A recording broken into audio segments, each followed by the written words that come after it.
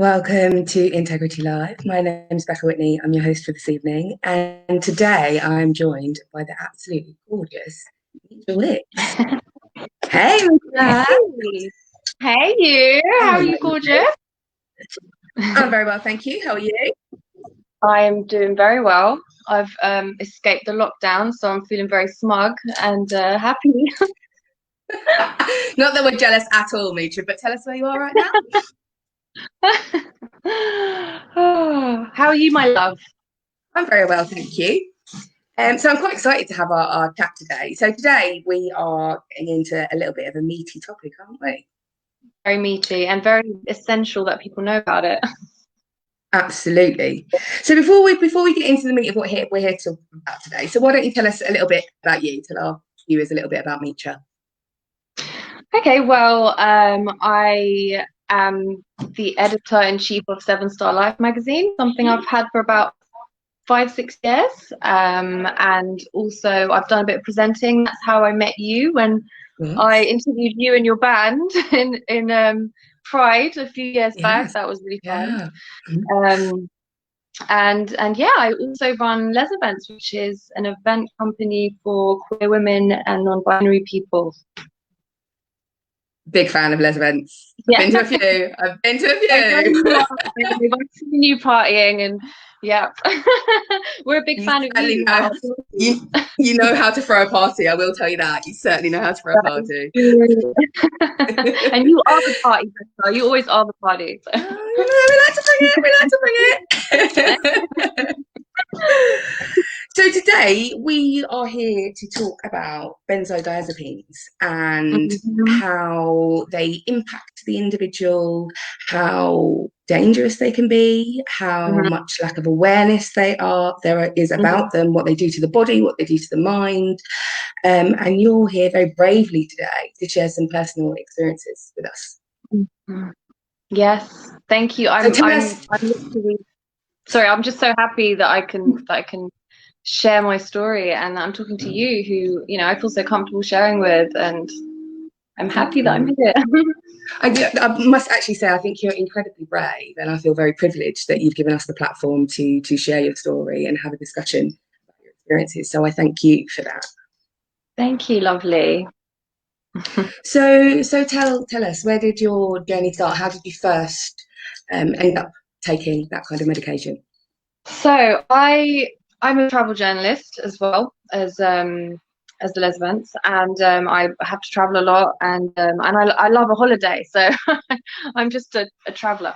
But I had a very bad fear of flying, so that's how it all started. So I remember my mum used to take diazepam. She would have trouble sleeping. Now and then she'd take it. And I remember she gave me a diazepam, but she said, "Oh, be careful, only take a little bit." And I took it on a plane. I was like, "This is amazing. Like, my fear has gone. I feel like if the plane crashes right now, I'll be like, I don't care. Let the plane crash." I'm living my best cloud life in a cloud in my head. So it was great. It just got rid of that anxiety. So then every time I would fly, I would take it. And then with benzodiazepines, you develop a tolerance quite quickly. So 5 mg was great at first. It gave me that floaty feeling, calm me down. Then it did nothing. And then I had to start doubling it to 10 mg. So 10 mg is the maximum therapeutic dose that you're meant to take. And then I just went above that. I just started taking 20 mg, and then that was it. That was the highest dose I took, and it was sporadic use. So I was using it every time I'd go away. So I would say, like, I used it was Valium, diazepam. So I used diazepam for, I would say, 4 years on and off. So it could be twice every month, a flight there, a flight back. There would be months where I wouldn't touch it at all. There could be a period of 3 months where I take it every week, because then I started taking it for insomnia. Which was really bad. And I probably went through quite a few withdrawals without realizing it, because I remember like 3 or 4 years ago when I went away with my girlfriend Samira. So our first date was just like a whole month in the Philippines. So we just went away for a month. That's like, if you can get it, that's all right. We did the whole lesbian usual thing. Just we're like, let's not date, let's just travel for a month and like move in together straight away. So we did that. I remember on that trip, I suddenly got these really, I mean, am I allowed to swear on this? Because benzos make me want to swear. Fuck them. Fuck Big Pharma. But no, on a serious note, I was traveling with her, and then I would suddenly get these crazy episodes where I'd be walking, like looking at this beautiful scenery on the mountains, and then all of a sudden I'd be like, oh my God, help me. And I would like collapse on the floor. My breathing would get labored. My heart rate would go crazy. And I would just be lying there, like being like, what's happening to me? Like, it was awful. And this kept happening a few times, but I didn't think it was the benzos. I just thought maybe it's some herbs I'm taking, because I would take a lot of herbs then for my health and like supplements. I didn't connect the dots. Anyway, fast forward to like 4 years later, this was summer of 2019, so I had taken quite a lot. I'd come back from Ibiza, and I remember a month after I stopped taking them, and I would go to my doctors and I would say, please, I'm flying again, please give me the benzos and the Valium. And the doctors would they were a bit, you know, they were like, maybe I shouldn't give it to you, but they always would. And they didn't actually say to me, just so you know, if you take these benzos, there is actually the potential for withdrawal that is really, really serious. Like this is something that could leave you bedridden. This is something that can cause you problems for months to years. No one told me at all. So I was taking them, and so it was a month after I got back from Ibiza, probably a month after I stopped taking them, that the withdrawal hit me. And I remember I made it worse for myself because I didn't know anything about withdrawal. I didn't know that if you drink when you have withdrawn, it does something called kindling in your brain, where you because alcohol works on the same receptors in the brain, which are called GABA receptors, and as benzos. So there's a process called kindling, which is, it just makes your withdrawal worse. So I came back from holiday and I went on a night out, and I binge drank. You know, I was a party girl. You know, I started Les events because I was like, I love to party. Let me try and make this my job, because I don't know what else. So you know, I was a party girl, and you know, I literally was just on a night out drinking. The next day, I just remember thinking, this is not a hangover. This is some other type of hangover. Like I got severe anxiety, like nothing I'd ever experienced in my life. Like it was like a chemical anxiety. Like my whole body seized up. You know, you have a knot in your stomach when you're nervous. It was like that knot was like a scary chemical version times 100. I was like, oh my God, what's happening to my stomach? Like I can't unrelease the tension. And then I just got these really, really messed up episodes or attacks. I don't know what it was. They felt like heart attacks or strokes, like 100%. Like it was terrifying. Like I would suddenly just collapse to the floor. At one point my airwaves started physically closing up. And I was trying to get the air in, and I couldn't. And now I found out that's called air hunger. It's a common symptom. But I thought I was dying. I thought, this is like, what the hell is this? My heart was going crazy. Like it was insane. So my girlfriend would call the ambulance, and then the ambulance would come on its way, and then I'd be like, call them back. I'm not going to make it. Like it literally felt I was so close to death, because the physical sensations were so inhumane that I just thought death is going to just be the end of what's happening to my body now. It feels that bad. Like this is not going to end well. And we'd call them up and say, hurry up, like she's not going to make it. It was that bad. And this would happen in the first month, like twice a week. So for the first month of withdrawal, I went to hospital 8 times in an ambulance in that month. It was like 8 times like in that month. And it was, and the doctors didn't know what was wrong with me. So I would go in there, they check my heart. They're like, there's nothing wrong with you. And I have to go home. And then there was one time I had a really horrific attack where I was putting my false eyelashes on because you know I love my false eyelashes. Oh, yeah. And yeah, these babies aren't real. So I was putting my false eyelashes on, and then my left arm just wouldn't move. I was like, "Are you fucking kidding me? Like move on." So I was like, it was just hanging there, and I was like, "This is." I was just thinking something is so wrong here. Like something is like my left arm is now dead. I can't move it. My brain is saying move it, doesn't move.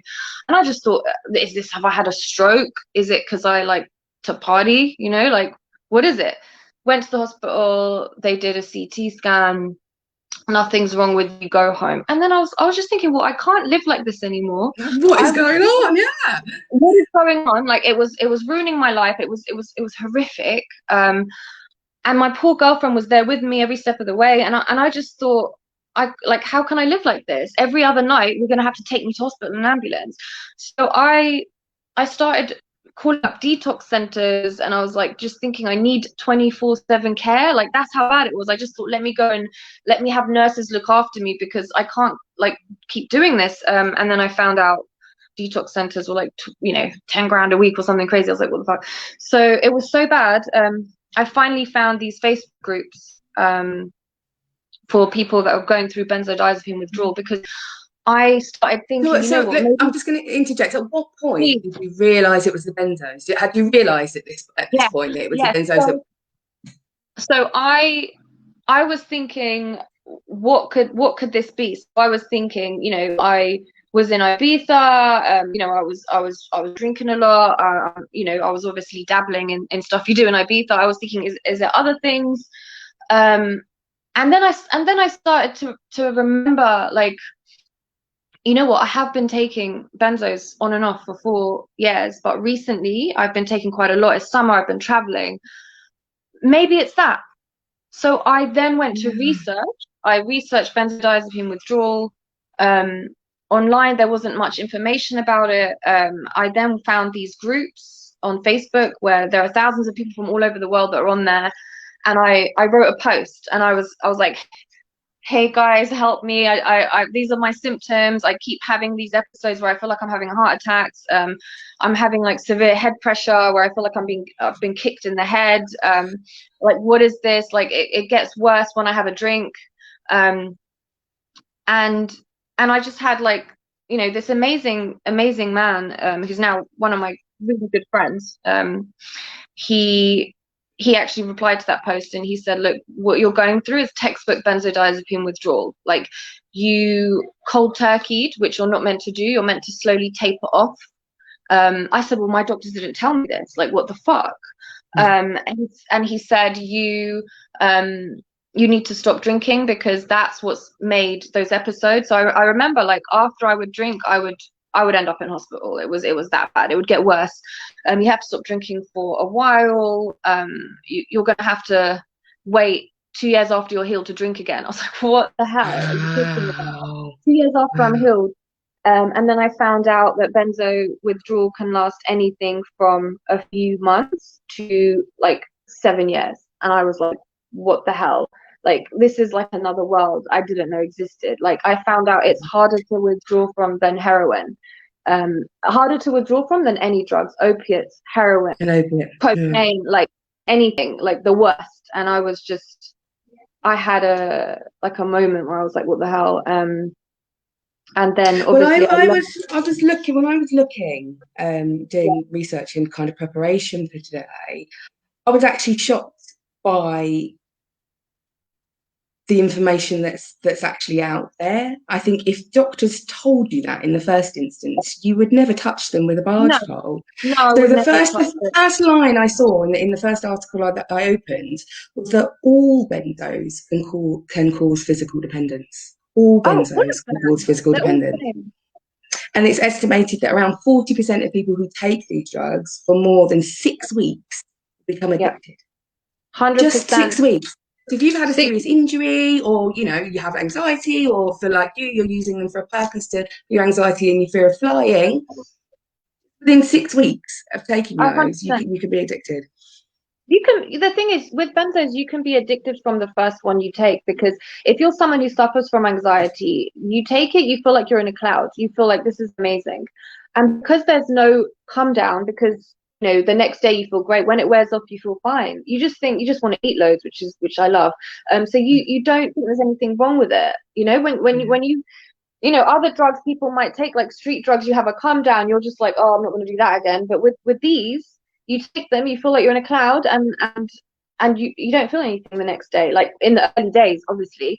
So obviously that will cause an addiction. But I think a lot of people feel like they look at the addiction side of benzodiazepines and they don't focus on what's more important, which is the physical dependence that our bodies get to them.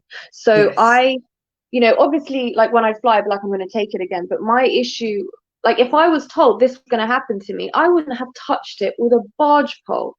And people that are going through benzodiazepine withdrawal, they're getting intense physical symptoms. Yeah, you get anxiety, you get depression, because why wouldn't you when your body's going through all this hardship and crazy symptoms? But most people in benzo withdrawal, they don't have any cravings. They don't have any, like, I'm on a groups with thousands of people suffering, and no one really talks about cravings. Like, they have a fear of benzos. It's the opposite, because that's what it did to them. So they don't want to touch it ever again. But and it's like the reason that they would take it again is because of those physical symptoms that it causes, isn't it? The reason that somebody falls off the wagon and starts taking them again is because they can't take what it's actually doing to their body and their mind, trying to come off of them. That's what I saw in a lot of the stories that I read. 100%. No, you're right. A lot of people in the early stages, when they say they've cold turkeyed, like say I cold turkeyed without realizing it, there was a lot of debate on the Facebook groups that some people reinstate because the symptoms are so horrific that they're like, you know what, I can't do this, I'm going to reinstate, maybe taper off slowly in the future, or maybe I'm just going to stay on them. But the problem with that is that once you come off benzodiazepines and you want to then go back onto them, you, like I said earlier, you have a process called kindling, which means that you don't necessarily get relief when you go back on them. You actually get worse. And when you want to come off again, it's an even bigger horror story. So the reason why my story was quite bad was because I had gone through many withdrawals, and the final one combined with the alcohol kindled me. So yeah, I suffered for, I would say, 5 months was like complete hell. Like I was so you have like windows. You have windows and waves in withdrawal. So a window is a period of time where you feel great, you feel completely healed, you feel normal. A wave is when you have a period of symptoms. So that could last anything from like a few days to like 2 weeks to even more. I'm just talking about my experience here. So windows and waves, because the brain's healing is not a linear healing. So for 5 months I was living in it was hell. I was bedridden when I had my symptoms, when I had my waves. When I had windows, I was feeling great. So I remember in the first month or two of withdrawal, I had a 3-day window, which miraculously occurred when I went camping, which was great at a festival. And then I had maybe 2-3 weeks of like severe symptoms, like extreme head pressure, and then like chemical panic attacks throughout that time. I had agoraphobia. I was scared to leave my flat. I had extreme monophobia, which I didn't know was a thing, but a fear of being left alone. Like my girlfriend would leave the flat to go next door to the shop, and I would be like, "Where are you going? Where are you going?" Like I would panic, And I'm a very independent person. Before benzos, I'd be going out, just love walking out the door, but I was terrified to be left alone. I had a weird fear of water at one point. Like I was terrified of the shower. Can you believe it? Like going in the shower and feeling water on my skin, like the water on my skin like freaks me out. I started feeling my heart doing some crazy things, so I was scared of being in the shower. When I'd go to a public loo, I'd leave the door open. I was terrified to close myself in somewhere. Crazy heart palpitations, crazy headaches, like it was horrific. So it actually made your anxiety worse. It actually increased it and spread it all around to a whole host of areas that it didn't actually exist in before. This anxiety is nothing like normal anxiety, which is why I'm so against anyone taking benzodiazepines for anxiety, because when they come off them, the anxiety that you feel is it's like a chemical, inhumane, like fake anxiety. So I would be like, I couldn't watch Love Island, Becca. So I would be this happened to me in the middle of one of the most exciting seasons of Love Island. So I was watching Love Island mid withdrawal, and I would all the woe and tension and like cheating and the emotional pain that they were going through, I would feel it really physically in my chest. So I'd be watching it, and then all of a sudden, like my chest would get tight, and I'd go into a wave. So I'd be like, oh my god, and I'd like collapse to the floor, and like my heart would go crazy, my whole body would like feel like it's in a vice, like, and I couldn't like release. Like with, you can't relax in benzo withdrawal. You can't come home and sit on a chair and be like, oh, I'm relaxed, or you can't lie down and chill, because your body is in a heightened state of extreme anxiety and physical tension, because the calming receptors in your brain are downregulated. So it's like it's a hell. And one of the worst symptoms, they're called toxic naps. So I would suffer severe insomnia waves that would last maybe 2 weeks. So there was a period where for 2 weeks I couldn't sleep more than 1 hour a night, and I thought I was going to die from lack of sleep, because it was literally 2 weeks non-stop.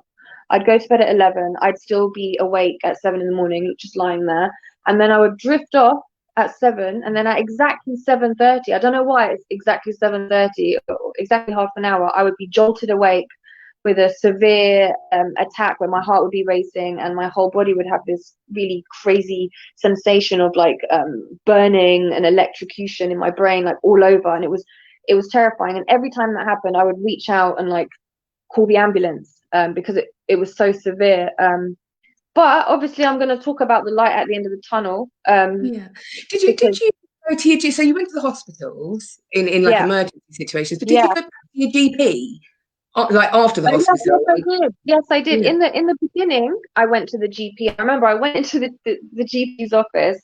I mean, and I was like, I was so traumatized, and I went in there, and I started to feel this severe chemical anxiety, and like while I was there, and I was like, look, please help me. I don't know what's going on. My heart keeps racing. I keep having these attacks, collapsing to the floor. I can't breathe. And then I went and lied down on her. Like she had this bed thing, and I went and lied down on it. I was like, what's happening now? And I was like, I don't know what's going on. Like maybe it's because I took a lot of Valium. Do you think that's what it is? And she looked at me and she was like, I don't know. I don't think so. I think what you're suffering is it's angina. And I was like, what? Like, so she wrote it down for me. So my GP diagnosed me with angina, like a severe heart condition, just from looking at me. Just from looking at me sitting there saying, because your anxiety is not through the roof already. You know, my anxiety is not bad enough. You have to tell me that I've got angina. Yeah, right. You've got angina, and I've told this woman I've been on benzos and I've cold turkeyed them, and she's diagnosing me with that. And it got so bad, I went to the doctor again, trying to tell them what my problem was with these benzos, and it was another doctor, and I said, look, these benzos that you have given me have seriously like I'm in this withdrawal now. I don't know what to do. And she didn't know what to say to me. She said, I don't know what to say to you. She put me in touch with the drugs counselor of the GP, and he's this lovely man. He's not a doctor. He was not a doctor. He's just someone who deals with people that are coming off various drugs, but he knew more about it than any doctor. He actually said, he looked at me when I walked in, and he said, oh, poor thing. He said, you know what, this is going to take you at least a year. And I was like, a year? And he's like, yeah. And he was right, because it did take, I would say the 5 months was hell. Then I had 3.5 months of feeling healed. And I was like, well, I'm over it now. It's been 5 months. Like, it's done. I've been feeling great for 3 months. And then my symptoms all suddenly came back really badly. I was like, whoa, I thought I was healed. And then I suffered again for another few months with some windows. But I would say I really turned a corner after exactly a year. So that was June this month. So after a whole year, I started feeling about 95% healed. Now it's been 16 months. I feel I'm 95% healed. I'm like enjoying life again. Like there are, there are good points from getting off benzos. Like everything feels like colors are more vivid. Like I feel more empathy towards people, anyone going through any kind of medical illness. Like I have real empathy for them and sympathy, and my friendships are more real. They're not, because I've had to give up drinking, I've now formed friendships in a sober way, and I think the friendships I've formed during this period and nurtured during this period have been like a lot more genuine and beautiful, and I'm able to love more, if that makes sense. And also sex is great because when I was in withdrawal, I remember like I just was having the most crazy orgasms, and I was like, what the fuck? And I was saying to my girlfriend, like, what the hell are you doing down there? What's going on? It was like I was on another planet. I was like, whoa.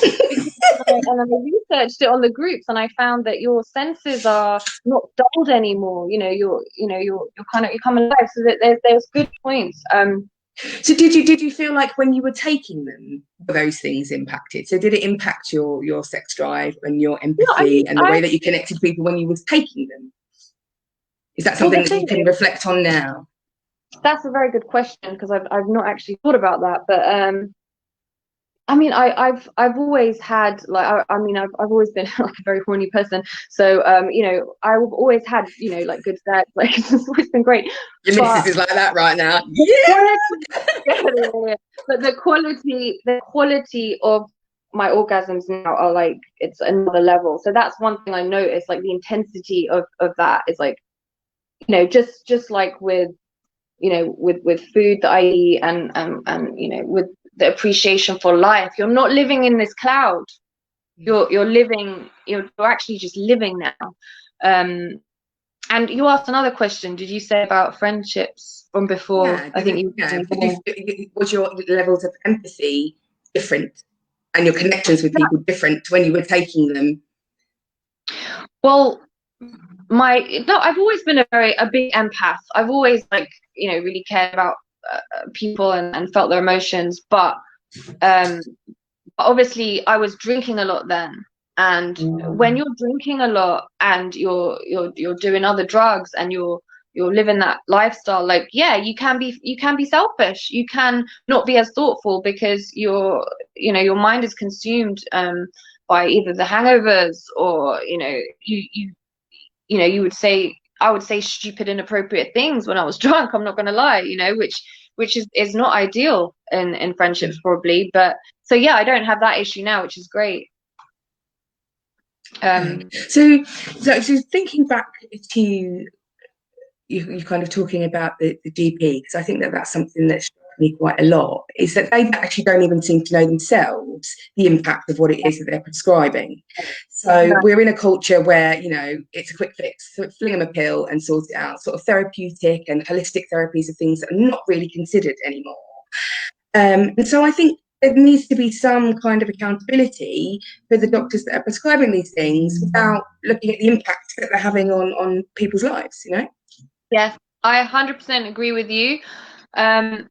I have to also just say, from being on these benzodiazepine groups, I've made friends with a few people, who are close to me now, very close to me. One of my, very good friends, I consider her one of my best friends.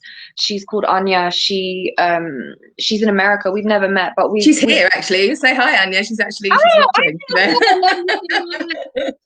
I know you. She's literally like a sister to me, and Anya was one of the first friends I made throughout this journey. And we would talk every day. We'd leave voice notes to each other every day, and we would talk about our journey. And we would, she helped me so much when I was going through the horrific symptoms, and I'd be terrified. Like when it would happen, I would be terrified. So she knew so much about it because she was going through a withdrawal from Ativan. I'm pretty sure it was Ativan. I think that's the American word for lorazepam, or anyway, one of the benzos that's really bad. They're all bad. And so Anya was taking these as prescribed by her doctor. She was just taking them as prescribed. She wasn't drinking. She thought she was doing the right thing. Like, alcohol is bad, everyone, drugs are bad. Like, just take what your doctor tells you to take. Take these pills. She thought she was being a good girl, taking these pills that her doctor gave her. She then suffered a horrific cold turkey. No one warned her about that. It was, it suddenly hit her. I think after she'd had a lot of coffee, because your central nervous system becomes very sensitive to stimulants. So I think she had a coffee. that's when she went into withdrawal.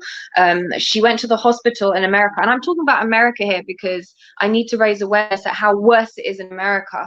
So Anya went to an American hospital, obviously in an ambulance, which probably cost her a lot of money because that's how messed up it is over there. They charge you.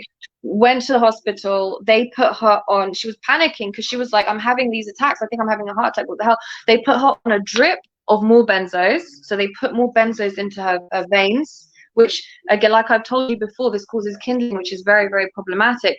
And then they reinstated her on a benzo, and then she tapered off over the course of, I'm so sorry, Anya, if I've got this wrong, but I think it was about 18 months, or it was a long, slow taper.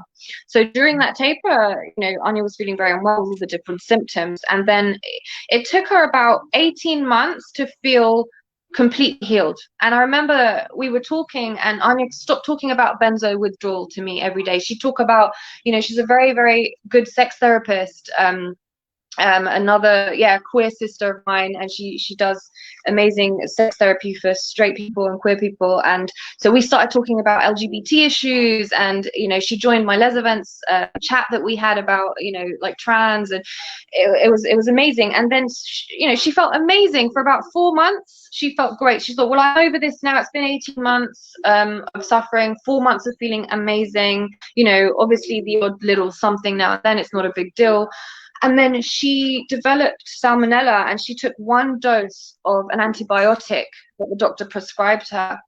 And she took it because we are taught to trust our doctors. We are taught, this serious like man in this uniform is telling us take this pill, so we're going to take this pill. And she took the pill.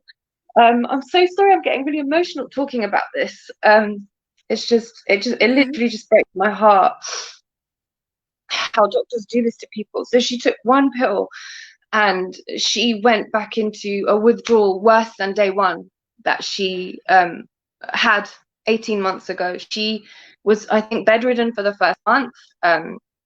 She I think has been suffering now for 4 months. She's mainly housebound now. She can't walk a lot. She has horrific symptoms, chemical anxiety, extreme DPR. This is a symptom I've never had. It's derealization and depersonalization is a very common symptom in benzo withdrawal, which she has, where you feel like you see things in 2D. So you don't see the world like how me and you see the world. It's terrifying. So she's had that. She's had like burning under her skin, panic attacks, cortisol surges, waking up in the middle of the night. She tells me she feels like she's been kicked in the head numerous times, and she's very ill. And another reason this happens is when you have come off benzo withdrawal and your central nervous system is very sensitive, you have this chemical brain damage, and the brain takes a long time to heal, and antibiotics are very neurotoxic, a lot of them.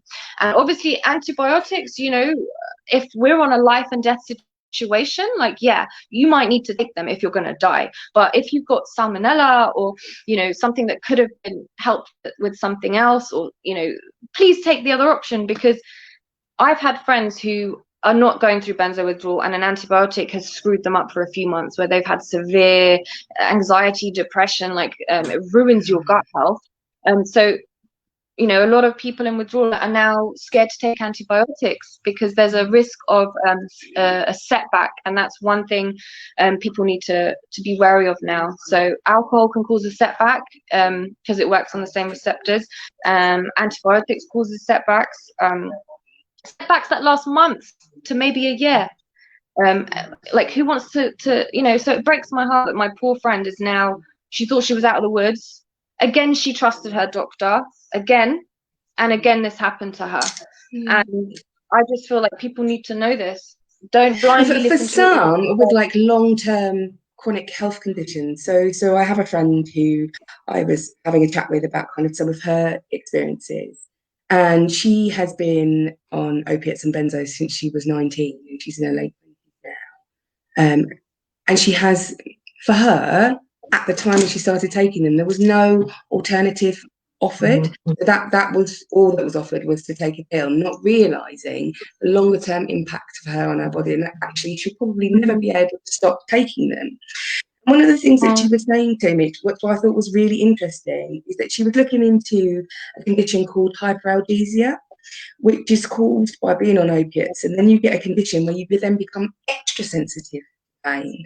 So the medication that you're taking to actually take away the pain actually increases your reception to pain. And so now she's in a balance where the pain that she feels is even more intense than what it would be if she wasn't taking the benzo. So she has the period of time when the pain reduces, but then when the medication wears off, the pain is even more intense than what it was before she used to take that medication. Yeah.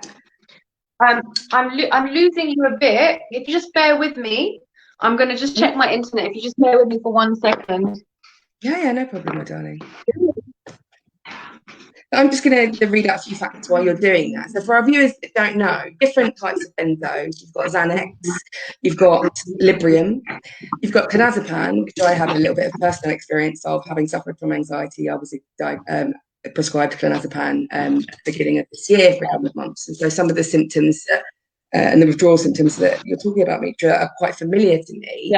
And I think sort of Valium, that's another one. You don't necessarily know that that's what it is that you're taking. So I think, so another thing. So in a report was published in September 2019, it showed that 1.4 million people received benzos in 2019. Wow. That's 3% of the population of the UK were prescribed a benzo in some capacity in 2019. Shocking. What they don't tell you, like some of the things that we've been talking about. So if you stop abruptly, which most of us do, because you don't realise that you need to taper it off, you don't realise that your body's become dependent on something and that it's going to impact you, you actually have to wean yourself off it. So just looking at some of the things, patients may develop withdrawal symptoms. So things such as nausea, malaise, irritability, blurred vision, sweating, nightmares, depression, muscle coordination problems, tremors, twitching, spasms. And then they say in rare cases, I don't think they are that rare, because hallucinations is something that I experienced. Hallucinations, delusions, seizures, ringing in the ears. Yeah. Like if they told you all this stuff at the beginning, I think I would have rather dealt with my anxiety, my 100%. Natural forming anxiety, than deal with that. 100%, Bekka. I mean, these drugs are actually not meant to be prescribed for more than 3 days. Like that is the actual it's crazy. That is what's recommended by, you know, the manufacturers or whatever. Like my friend who I'm staying with here, you know, he works you know, with pharmaceuticals. He is also someone who now is a bit suspicious of, you know, everything, and he wants to like look into natural methods because he's seen the bad side, and even he told me, like, you're meant to just take benzodiazepines for a few days and then you're meant to slowly taper off even that. And I'm hearing about people that have been on them for like 30 years in America. 30 years. They give Xanax when you know, teenagers are going through the usual stress of puberty in school, and they go to the doctor, oh, take a Xanax, and then they have to take Xanax for 30 years. It's horrified me. I have close friends in the UK that have been on them for 7-8 years. I have, you know, people aren't meant to be on them this long. Like, you know, and so therefore we're getting to the crux of it then, isn't it? If they're only supposed to be used for 3 days for a short-term interim measure, but actually doctors are not telling you that. Why is that? Why do you think that is? What do you think the reason for that is? Well, I mean, I'm talking about this in a worldwide scale here. So you have to understand that benzodiazepines are one of the most widely prescribed drugs that there is in the world. Exactly. I mean, in America, like it's insane. Like the adverts, you're watching TV and then you'll see this advert of like people running and having fun, and it looks really wholesome, and you're like, are you going to advertise like a skin cream? No, it's a drug. And at the bottom there's a disclaimer like, may cause like sudden death, cardiac arrest. And I'm like, what is this? How is this okay? Like, how is this allowed? You know, like, it normalizes it. It normalized, like, this drug taking culture needs to end. This pharmaceutical drug taking culture where, you know, you know, I have a good friend of mine, another one of my close bestest friends, and she said to me, I started taking the pill when I was young. This is someone who doesn't have sex with men. Like, this is someone who's, you know, who's gay, but at a young age was told, you know, everyone's on the pill. Everyone's on the pill. You reach puberty, your friends are on the pill. Go on the pill. It's what you do. And she said it was just what we did then. So I'm just thinking, you know, this you know, poor person just wanted to, you know, just did what they thought, you know, that we're conditioned to do, take a pill. But you're taking synthetic hormones. You're taking something that is distorting the hormones in your body. And, you know, I was on the pill for a long time. I was on a pill that actually it was called Diet. Actually causes higher risk of blood clots and everything, and I was on that pill for a long time. I didn't know the risks. I blindly took it. It was to help my acne, which I was suffering from. I also took antibiotics to help my acne. My doctor gave it to me. I took it for months. That antibiotic use for months completely ruined my gut health, to the point where to this day my gut health is compromised. Like, I can't eat loads of sugar, I can't eat loads of bread like everyone else, because I will feel the effects. So any health problems that I have had have been the direct cause of pharmaceuticals. And there's a word for that. The term for that is iatrogenic illness. So if you research iatrogenic illness, this is an illness caused by medical intervention, by pharmaceuticals, by doctors. And there are people out there suffering for months to years purely because they trusted their doctors. And people will be under the misconception that a doctor or a pharmaceutical company is there for our best interests, right? They're there to cure us and help us to get better.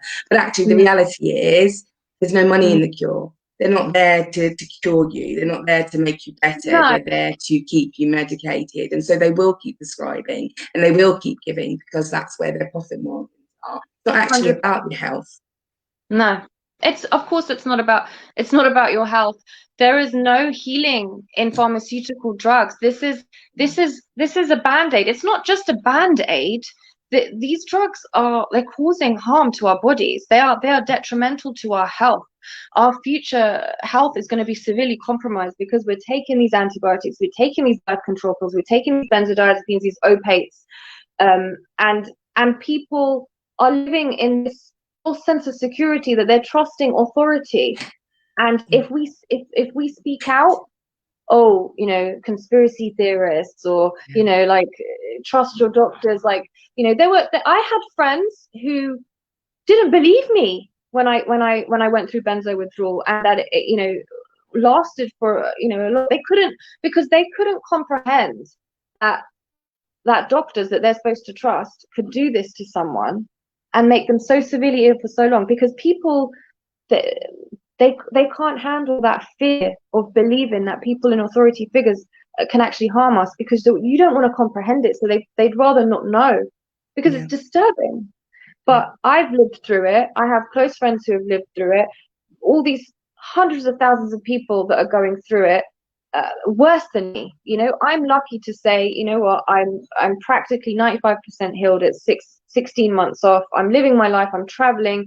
I enjoy, you know, my life even more now. I'm so grateful to have good friends, good family, and a girlfriend who I love so much, and she loves me. And if it wasn't for her, I might have considered taking my life. And I'm not someone that has like considered suicide, or I've not suffered from depression. I've not suffered from anxiety except through flying before, you know. But when I was going through those intense physical symptoms of benzo withdrawal, where I couldn't, I kept feeling like I was going to die.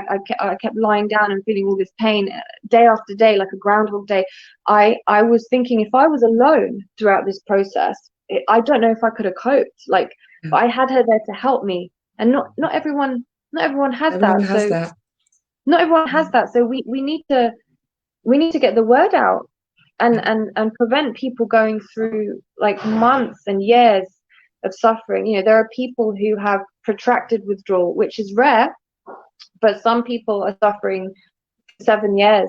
You know, 7 years. Some people are literally bedridden for a long time. So and they are people that took their drugs as prescribed by their doctors, and it breaks my heart. But looking at you now, looking gorgeous and healthy as ever, there is light at the end of the tunnel. Like, I can see that, you know, you're still on the journey, and we're saying you're 95% there. We've still got a little bit of a way to go. So what helped you get to where you are now? Okay, that's a very, very good question. So obviously, well, giving up the things that triggered my symptoms really helped. So giving up alcohol really helped, because my brain was able to heal. And I had to give up caffeine completely, because stimulants, my central nervous system is very hypersensitive, so stimulants would trigger my symptoms. I had to give up coffee. I gave up sugar, which triggered symptoms early on. I gave up smoking. I gave up anything fun, yeah, like that I enjoyed. I had to give it up, damn it. And you know what? On a positive spin on this, if it wasn't for benzo withdrawal, which was horrific, I probably would have carried on with my very hedonistic lifestyle. You know, I was very, I've always been a pleasure seeker, I'm not going to lie. And I would, you know, party every single weekend and feel like hell the next day, and I would still do it again, you know. So this physically stopped me from doing that. So in a way, that's good. I started doing a keto diet because one of my really good friends who I met through my benzo journey, he's called John Lloyd. He's in America. He's literally an incredible person, like a brother to me. And he recommended I go on the keto diet. There's a lot of studies that show that the keto diet helps with brain healing.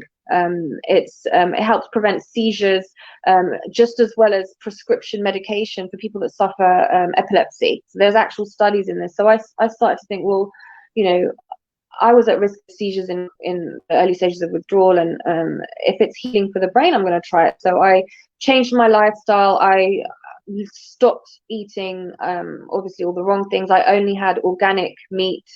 So I had organic meat, grass-fed meat, wild fish, organic fruit and veg. I literally went and lived such a holistic lifestyle, because that's the only way you're going to heal. Not these drugs that the doctors give you. It's just from nature.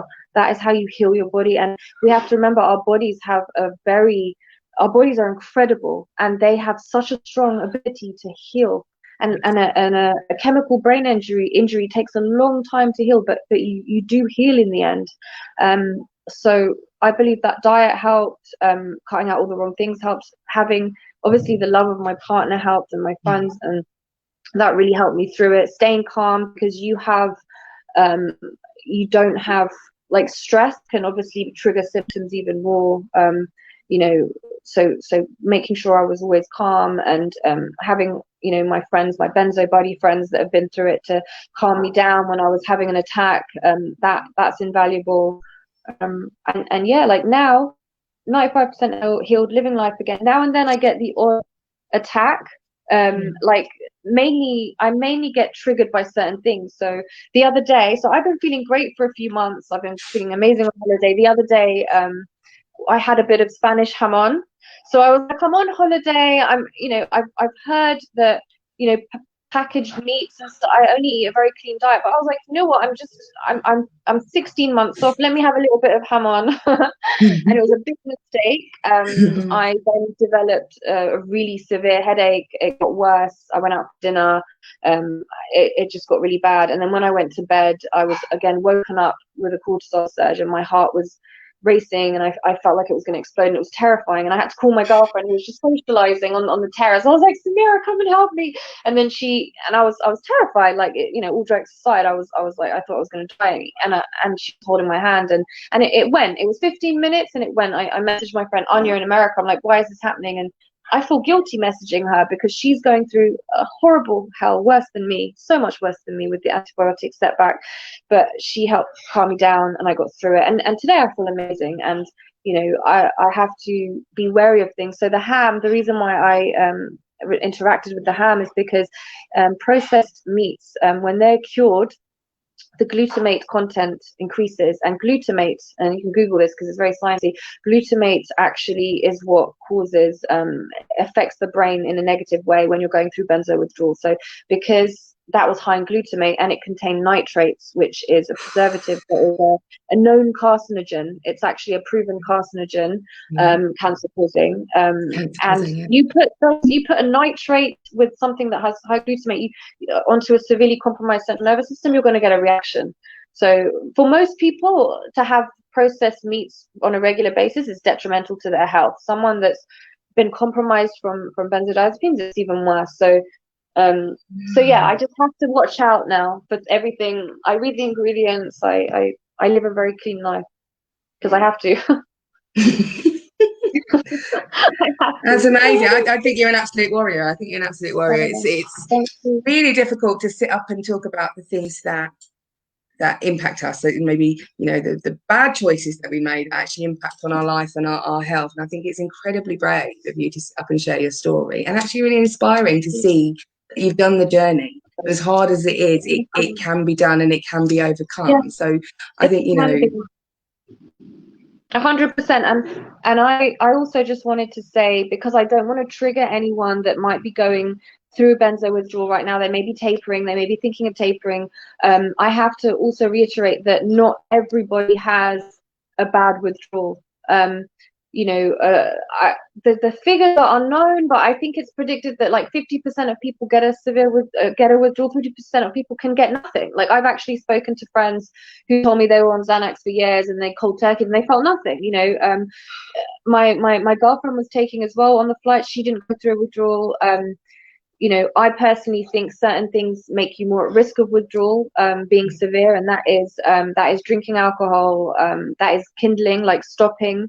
So I actually, a month into my withdrawal, because I didn't know I was in withdrawal, not only did I drink, I actually took a benzo, which is the worst thing you can do, because that kindles you. So and I had repeated. Doesn't that put you right back at the start of the withdrawal? Right back at the start. Just taking that one, right back.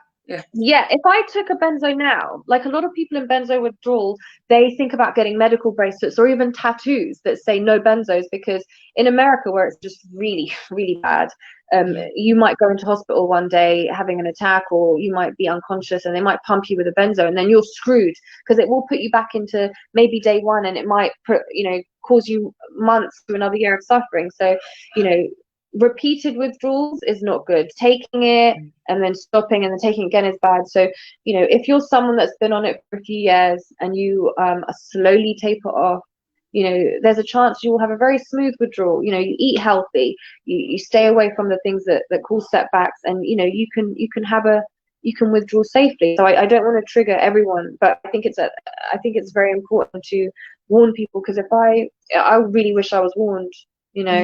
I suppose that's important to say to our viewers, that if anybody is taking benzos now and is actually thinking, oh my gosh, I want to come off of this, don't just do it cold turkey. You actually go and get some advice about how you do that to support yourself and your body. Don't just stop. 100%. And the advice I would give is, obviously a lot of doctors, as we've talked about, don't know anything about benzo withdrawal. They're not trained in it, which is disgraceful, but it's the way that our society is. So I would say do your research. Go and research the Ashton manual. So that was a manual, the only manual we have by a professional, a doctor called Heather Ashton, who sadly passed away recently. I believe she got a knighthood or something, but she was a very important person in the benzodiazepine community. She had a benzodiazepine withdrawal clinic, I think in the 80s or the 90s, and she wrote this manual where she's you can Google the Ashton manual, you can read it. It's a bit dated, so there's things in there you need to change. Like she said, alcohol's fine now and then, but now people say no alcohol until 2 years after you're healed. I would go onto Benzo Recovery on Facebook, Benzo Warrior Community, and Blazing Benzos if you like a bit of weed. That is a group that is more they're open-minded. They talk about medical marijuana, how it might help with symptoms. They talk about there's a group that talk about psychedelics even, if you're interested in that.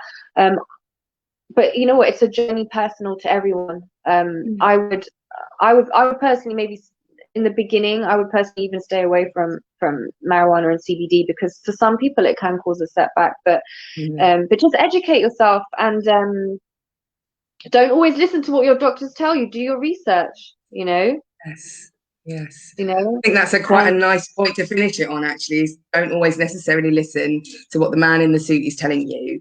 Actually take the time to go and look into it for yourself. I think that's a really hundred, important. 100%. I mean, do we have like 2 more minutes? Because Of course there's you do, of one. course you do. Because yeah, I just also wanted to say the whole point about not always listening to your doctor. You know, do your own research and then, you know, use your own knowledge. Obviously, don't completely like dismiss the doctor, because, you know, that can be dangerous as well. But that's my disclaimer. Like, disclaimer. Don't just ignore everything. Like, you know, if you're dying, like, just, you know, take the drug. Yes, But yeah. take the blood The leg is transfusion. hanging off. You might want to take the benzo. You know what I mean? So yeah, I when I went into the hospital in the early stages of withdrawal, and they thought I had a stroke. So I had a CT scan, and they did the CT scan, and they didn't find anything at first. But then when I went back to another repeated withdrawal episode where I was panicking, they said, we've looked at your scan of your brain, and there's a tiny benign tumor in there. And I was like, oh my God. And obviously, because I was suffering from benzo withdrawal severe anxiety, that was like, oh my Yeah. God, I'm Oh gonna my die. God. Can you believe my luck? Yeah. But later on, the doctors explained to me, you know what, this tumor it's an incidental finding. She said probably loads of people have it. No one will ever know till they die, because it was a routine finding and we saw it. It's tiny, it's not cancerous, it's barely even there. I couldn't even see it the first time. You know, there's obviously 80% chance it's not going to grow. There's a 20% chance it might grow. Then you can have a surgery, but that's very rare. So I'm not even bothered about it now. Like, I've researched it. I'm not bothered about it. It's like, it's almost. They said that it's calcified, which means it's stopped growing. But knowing that there's something there, I'm still with my diet. I'm very careful. So I know that sugar feeds tumor cells. So that's why I'm very anti-sugar, and I know that keto diet is very good for shrinking tumors and for preventing tumor growth. So I'm very mindful of my diet. But one thing they said they were going to do was like, I could come in and have a scan every year to see how it grows if I want. So I remember going in to see the neurologist, and I told her about this, and she laughed at me. I was freaking out. She was like, why are you even worried? She's like, this is like nothing. It's so small. It's not going to cause you problems. It's just live your life. Like, it's nothing to even worry about. But if you want, we can scan it every year. So I said, yes, let's scan it. So then I got a letter saying, come in for your scan. And they said, as part of your scan, you need to be injected with this chemical drug called gadolinium, which is it's called contrast. I was like, what the hell is this drug they're going to put into my veins? I started reading the information about it, and the side effects may cause heart palpitations, may cause toxicity, may cause like sudden brain damage or problems. I was like, oh my God, like, I'm not doing this. What the actual fuck? Like, my brain is already really like damaged. My central nervous system is damaged. I'm not going to put a toxic heavy metal into my veins. Are you kidding me? So I went and did research on this. I found Facebook groups where it's very, very sad. There are thousands of people, hundreds of thousands of people in these Facebook groups that have suffered gadolinium toxicity as a result of trusting their doctors, going for a routine scan, getting injected with this metal. The doctors say, oh, it'll be out of your system in a few hours. They have reported within minutes of getting the injection, or hours, they have severe symptoms that completely disable a lot of them, like creepy crawlies crawling under their skin, burning, heart palpitations, extreme headaches, like these people are disabled. So I was looking into their stories. They are living for years as a result of this one injection. For years, they are disabled. They can't leave their homes. They are suffering. You know, their skin changes color and gets lumps on it. They are poisoned. They have been poisoned by a drug that their doctor routinely injected into them, and they trusted their doctor. And because I have this knowledge now, and this healthy distrust of the medical profession, I will research something like that. So if I was someone who blindly trusted my doctor, I could have said, you know what, yeah, inject that into my veins, you know. And someone that has a very compromised central nervous system from the chemical injury of benzos, imagine what that would have done to my body and my brain. I could have prolonged my suffering for years. So we have to look at the bigger picture, you know. Don't always trust what you're told. Like, look at other ways if possible. Look to healing from nature. The food you eat, everything you put in your body affects all the cells in your body. Research the foods you eat. You know, there are always other ways. The body is an amazing thing, and for almost every illness that there is on the planet, there is a plant in nature that can treat it or support it. And so you don't necessarily have to go straight down the medical route. Just do your research, read a bit, read the inserts. Read the inserts. I think that's really important 100%. To say to people. Most of us don't. We don't read the inserts. We just take the pill. Read it. Exactly, read it, because, you know, a lot of us don't, because we're just like, oh, this is nothing, this is rare. Read it. And yeah, like, you're right, there's so much in nature that's healing. Like, there's, you know, go and research turmeric, go and research the healing properties of turmeric, you know, the antiviral, anti-cancer. Like, go and research, you know, saffron, which, you know, a study in an Iranian university showed it was just as effective as an antidepressant in healing depression. Like, that is a big thing. You know, we have to look at, you know, there are people on antidepressants that are causing them long-term issues. You know, obviously the withdrawals are not as horrific as benzodiazepines, but there's some horrific withdrawals from antidepressants. You can go and take saffron. There's St. John's wort, which is great for uplifting the mood. There are many things that we can look at, and, you know, we just have to keep looking. Just research. Keep asking questions. That's the key, isn't it? Don't just blindly follow, but actually ask the question. Exactly. So when are you coming back to the UK, Mitra? You know, you're swanning around the Med right now. Not that we're jealous at all. You know what? I'll try and bring back some sun. That's a really cheesy thing to say, because I'm actually not going to bring you. I'm not going to bring you any sun. It's lies. I'm just going to come home. Yeah, I'm coming home on Friday, and yeah, I'm just going to try and I don't know, bury my head in my cat's fluffy stomach, because it brings me joy, just to, like, not feel the mental health effects of lockdown and really cold England. But yeah, no, Friday. I'm just going to let you know, it is bloody cold here. It's absolutely freezing. Oh my God, it's going to be such a shock. Yeah. I'll get through it. I'm not even going to sugarcoat it for you. Yes, it is. I'm literally going to call you up and cry. Tell us what's happening next with Les events. What can we look forward to in the coming financial year? As soon as the government just allow me, I will be hosting just a great event with COVID guidelines, of course. I don't know if we're allowed to dance, babe. Like dancing is kind of illegal now, isn't it? Yeah. Right?